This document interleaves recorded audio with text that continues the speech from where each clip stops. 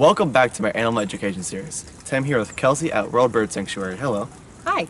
And who's this cute little thing here? So with us today we have Jet, the American Kestrel. So obviously it's quite a small bird. Is this a adult?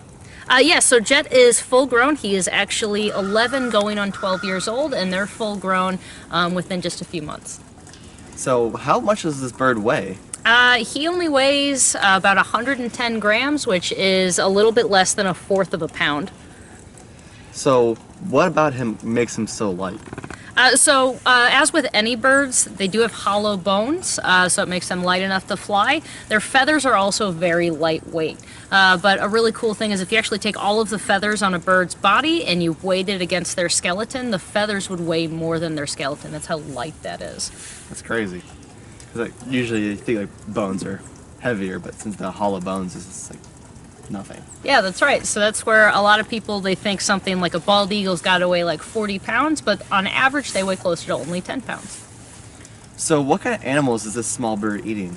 So the things that an American Kestrel would hunt in the wild, they're going to go after things like field mouse, and what they can do is they can actually see into the UV spectrum, and a gross thing about mice is they leave a urine trail everywhere that they go, and while we can't see it, you can see it under UV lighting, so the American Kestrel can just follow that straight to their food.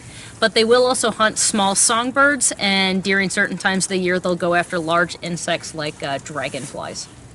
So what helps them hunt down birds and the mice? So, as I said, they've got that wonderful eyesight, but another thing that falcons are known for is their speed, their agility. They have extra long, narrow wings and a long, narrow tail, and that's going to help them with really sharp turns and help them with their speed. Really good at weaving around, which is going to help them with catching the songbirds. But on top of that, a unique feature of the American Kestrel is they can actually hover. They're one of the few birds outside of a hummingbird that can do a hover in place, and then they'll do that to look for food, and then they'll just drop and dive right down at it whenever they see one of those mice. I didn't know that. Because you don't see a whole lot of birds that can just like stay in one place. Not too many birds can do that. So even with this tiny bird, I can see how just sharp the beak and their talons are. Yeah, we definitely still wear a glove with these birds. Their talons are like little hypodermic needles, so they're definitely not very pleasant on bare skin. And that beak is definitely made for tearing flesh, so would not want to give this bird a kiss on the beak. You might lose part of your lip doing that. And that's why you have the glove on, because even though it's just a small bird, they are still sharp. It's still a hunter. Absolutely. So does this coloration help them at all in the wild? So there's actually some unique things about the coloration of a kestrel.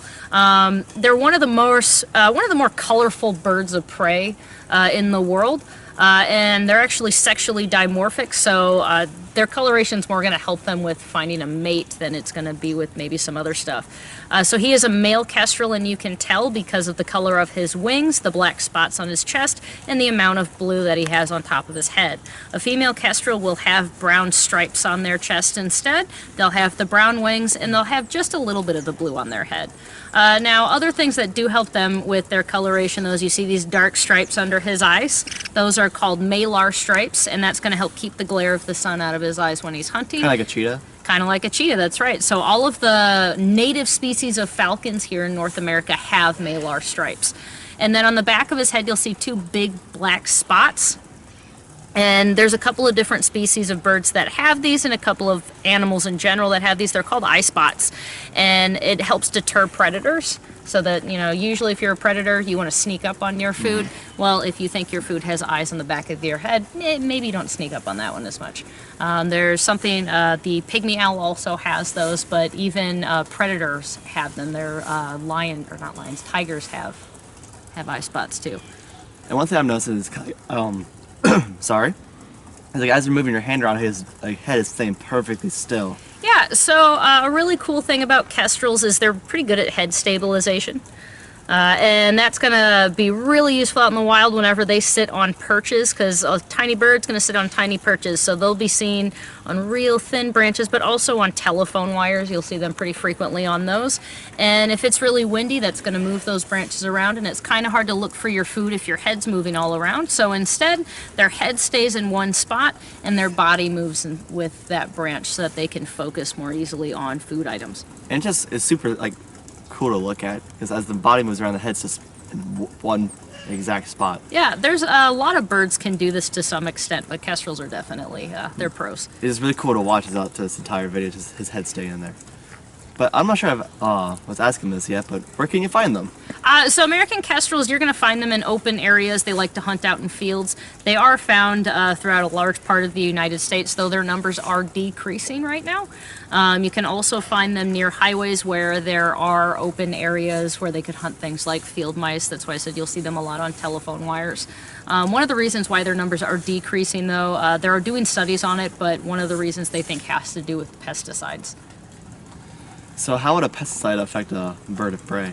So a pesticide that's going to, well, it's going to kind of decrease that food source since he does also like to eat things such as those dragonflies, but also rodenticide is going to get rid of some of those mice. But a lot of those poisons, it's not just that they're decreasing the food, it doesn't leave that food item. So maybe he catches something that's been poisoned, like one of those poison mice, it doesn't kill those right away.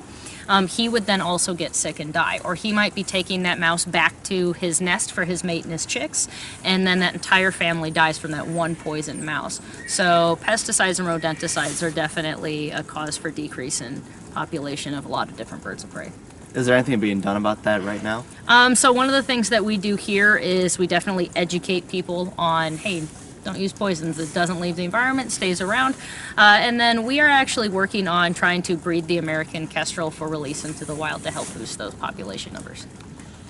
So besides humans and pesticides, what animals would try to harm a kestrel? A lot, actually other predatory birds, so things like Cooper's hawks would definitely go after them, sharp-shinned hawks. It's not as often, but even things like a red tail might go after them. A larger falcon species would. Because again, they aren't all that big. No, they're not very big. So whenever you're not very big, a lot of things tend to think that you're delicious. So, and then luckily they can fly, so they don't have maybe as many predators as some other things, but you do have to watch out for even things like raccoons. But a big one on these are going to be outdoor cats. Outdoor cats kill, I believe, 2.4 billion birds a year in just the United States. Just keep the cats inside. That's a very easy thing. It's also safer for the cats that way too. Because like, just as much as they can kill something, something could kill your cat. That's right. So are these birds endangered? They're currently listed as least concern, but as I had mentioned earlier, their populations are declining. There are, however, a lot of species that populations are declining. Unfortunately, just if you look at any animal, you can assume that the populations are declining because that's just kind of the world we live in now. Yeah, a lot of them are, kestrels being one of them, so that's whenever people like us, we step in and we do what we can to reverse that. Like you mentioned earlier that you were going to try to breed them here, so yes. That's just a little start. We have 2 females. We're working on getting some males for our propagation permit because there are different permits for different things. Unfortunately, Jet cannot go on our propagation permit, but we're working on trying to get some males that can. So what is your favorite thing about the species of bird? One of my favorite things, probably their personalities, but that goes for most of the birds here, their personalities. Kestrels, they can be pretty high energy, and that's just makes them a lot of fun. I've gotten to fly these birds before. Jet's retired from flying, but we do have another kestrel named Ace who does lure flying, and he actually does hover on command, and that's just really cool. Oh, God bless you. So thank you so much for telling us about the kestrel. Yeah, absolutely. And as always, I hope you guys enjoyed this episode. Don't forget to leave a big thumbs up down below, subscribe to my channel, and also check out my Instagram @Kosher. As always, I'll see you next week.